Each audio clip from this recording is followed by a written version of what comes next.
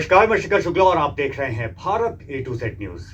बीती 11 मई को सार थाना क्षेत्र के लक्ष्मणखेड़ा गांव में एक युवक की निर्मम हत्या का मामला सामने आया था, जहां पुलिस जांच में पता चला कि मृतक की पत्नी ने अपने प्रेमी भतीजे के साथ मिलकर पति की हत्या की योजना बनाकर घटना को अंजाम दिया था।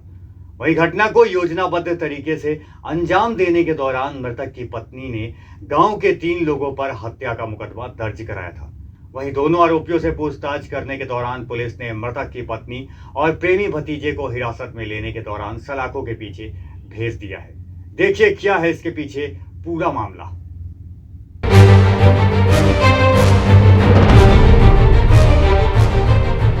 बीती 11 मई को सार थाना क्षेत्र के लक्ष्मणखेड़ा गांव में एक युवक की निर्मम हत्या का मामला सामने आया था, जहां पुलिस जांच में पता चला है कि मृतक की पत्नी ने अपने प्रेमी भतीजे के साथ मिलकर पति की हत्या की योजना बनाकर घटना को अंजाम दिया था। वहीं घटना को योजनाबद्ध तरीके से अंजाम देने के दौरान मृतक की पत्नी ने गाँव के 3 लोगों पर हत्या का मुकदमा दर्ज कराया था। वहीं दोनों आरोपियों से पूछताछ करने के दौरान पुलिस ने मृतक की पत्नी और प्रेमी भतीजे को हिरासत में लेने के दौरान सलाखों के पीछे भेज दिया। बताते चले कि बीती 10 मई की रात को लक्ष्मणखेड़ा गांव के रहने वाले ट्रैक्टर चालक धर्मेंद्र पासी की हत्या के मामले में पुलिस ने पहले 2 अन्य लोगों को गिरफ्तार किया था। वहीं जांच पड़ताल करने के दौरान घर के अंदर और बाथरूम में मिले खून के छींटों से पुलिस को शक हुआ। जांच के दौरान पत्नी रीना की कॉल डिटेल्स से पता चला कि उसका मृतक के भतीजे सतीश से लगातार संपर्क था। दोनों के मोबाइल से अश्लील तस्वीरें भी बरामद हुई थी। कानपुर ADCP साउथ महेश कुमार ने बताया है कि धर्मेंद्र का शव घर के बाहर मिला था, जबकि खून के छींटे घर के अंदर तक दिखाई दिए। इसके बाद घर की जांच करने पर पता चला कि बाथरूम में भी खून के छींटे पड़े हुए थे। पुलिस ने शक के आधार पर घर के आंगन और बाथरूम का बेंजाडीन टेस्ट कराया, जिसमें आंगन और बाथरूम में खून के अंश दिखाई दिए। शव घर के बाहर और घर के अंदर खून देख अधिकारियों को शंका हो गई। पुलिस ने दोनों को हिरासत में लेकर पूछताछ की तो हत्या की बात दोनों ने कबूल ली। आज रात में इनको किसी ने बुलाया था दारू पीने के लिए। ये दारू पी के आए थे रात में। तो पहले तो गाड़ी चला के धुली उली है, फिर ये यहाँ पर आए अंदर। हमारे पास डॉक्टर साहब है, बोले हमारे ग्लूकोज चढ़ाने। तो हमने कहा आज अंकल जी न चढ़ाओ, कल चढ़ाना। और ये पता नहीं कहाँ निकल गए थे। तो बउआ भी रो रहा था जिद सोने के लिए। तो हमने कहा बउआ को सुला दे। फिर ये कहने लगे, फिर आए कहीं से पी पा के तो लेट गए। तो आधे आधे पानी नीचे लिख रहे थे। तो हमने इनको घसीट के ऊपर को लेटाया। फिर इनको हमने चद्दर उड़ा दी। हमने कहा मच्छर चढ़ना बैठे काट लेंगे अभी। तो इनको हमने चद्दर भी उड़ाया है। इन्होंने बोला खाना बन गया। हमने कहा खाना बन गया है। तो हमने कहा सब्जी थोड़ी कच्ची है, पक जाए तो मिला रहे हैं। फिर हम मम्मी सब लोग खाना खाए। देखे खाओ उठ के दुकान तुम लोग खा लो। और काका तो हम अभी बाद में खाना खाइबे, तुम लोग खाओ जाके खाना। तो हम बउआ खाना खिलाओ, मम्मी सब लोग खाना एक पास में 4-5 जने रान खाओ है बैठ के। एक के बाद में यहाँ जीप पर के सो गए। इनका जगाव है तो कहते हैं सामान दे उनका। तो इनका उड़ा के चद्दर हम लोग अंदर चले गए। बउआ कहते हैं मम्मा तुम्हारे संग लेटी पे। तो हम वही के संग वही का सुहावा के चक्कर है मम्मा वहीं पर के सो गए ना। मम्मी बउआ 3 जने तकत में अंदर। और वो जौन आदमी है होते हमारा गल्ला लेकर आए। क्या नाम है उसका? कीर्त कुमार ना, उसे बड़ैती कहते हैं। कहाँ के निवासी है? वो लक्ष्मणी खेड़ा का यादव। अच्छा, पिता का नाम क्या है? उनके पिताजी क्या नाम है? उसके पिता का हमको नाम नहीं पता है सर। अच्छा, तुम्हारे पति क्या नाम है, क्या करते थे? ये हमारे धीरेन्द्र है, इनको धीरेन्द्र नाम है। अच्छा। और ये ट्रैक्टर चलाते थे। अच्छा। खुद की गाड़ी थी। अच्छा, कैसे क्या घटना हुई और कितने समय आप लोगों को जानकारी हुई है? हम लोगों को सुबह जानकारी हुई, जब सो के उठे एकदम।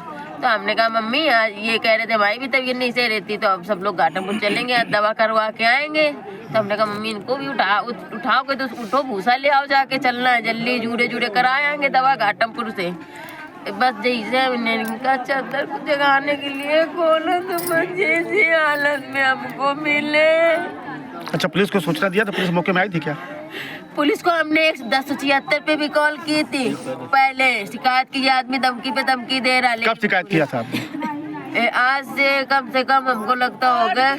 हाँ, इससे अभी हुई है। कौन धमकी दे रहा था? यही बड़ैती।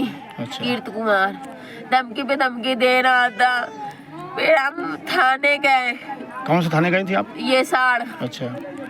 वहाँ के हल्के इंचार्ज, उनका कुछ नाम लिखा है, वो यहीं पे है आए हैं। उनको हमने अपनी पूरी बात बताई कि सर आना जरूर, वो आदमी नहीं सही है। अपनी औरत को जब मार सकता है तो हम लोगों को क्यों नहीं कुछ कर सकता है? जब अपनी औरत को जब बंद कमरे में आग लगा सकता है तो हम लोग किस खेत की मूली है? बताया सारी बातें, लेकिन पुलिस थाने से भी नहीं आई। जब वहाँ से नहीं आई, हमने फिर 1090 पे कॉल किया।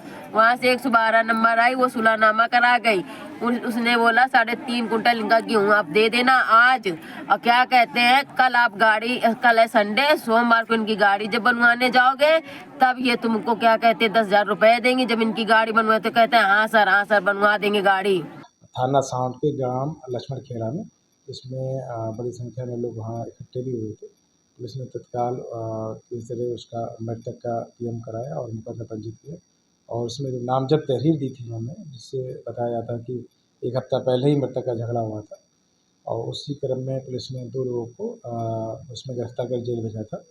लेकिन बाद में पुलिस ने बड़ी गहनता से इसकी जांच की, विवेचना की और CDR एनालिसिस किया, सारी चीज़ें की, और फिर एक जो प्रकरण सामने आया वो प्रेम प्रसंग का प्रकरण सामने आया, जिसमें मृतक की पत्नी और मृतक का भतीजा, जिसका नाम सतीश है, इन दोनों के बीच में प्रेम प्रसंग चल रहा था, और मृतक ने इनके प्रेम प्रसंग की जानकारी हो गई थी, और जिसके लेकर घर में झगड़ा विवाद भी हुआ था।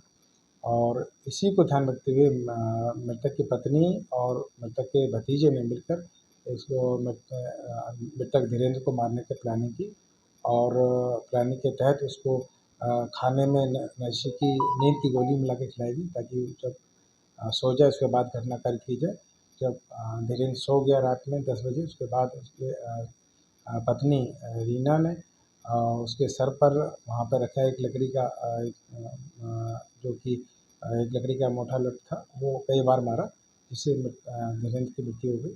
उसके बाद पूरे घर की धुलाई की, और जिससे लकड़ी से मारा था उसको भी धुलाई साफ़ किया गया, लेकिन पुलिस के द्वारा बेंजीन टेस्ट किया गया तो उसमें सारी चीज़ें सामने आई, और CDR से भी उनकी सारी चीज़ें षड्यंत्र की जानकारी हुई।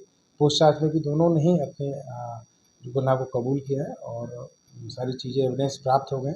उसके आधार पर दोनों का रिमांड लेकर जेल भेज दिया गया है, और जो पूर्व में जो जेल भेजे गए थे उनमें पुलिस 169 CRPC और 189 BNSS के तहत कोर्ट के माध्यम से उनको रिलीज़ कराई।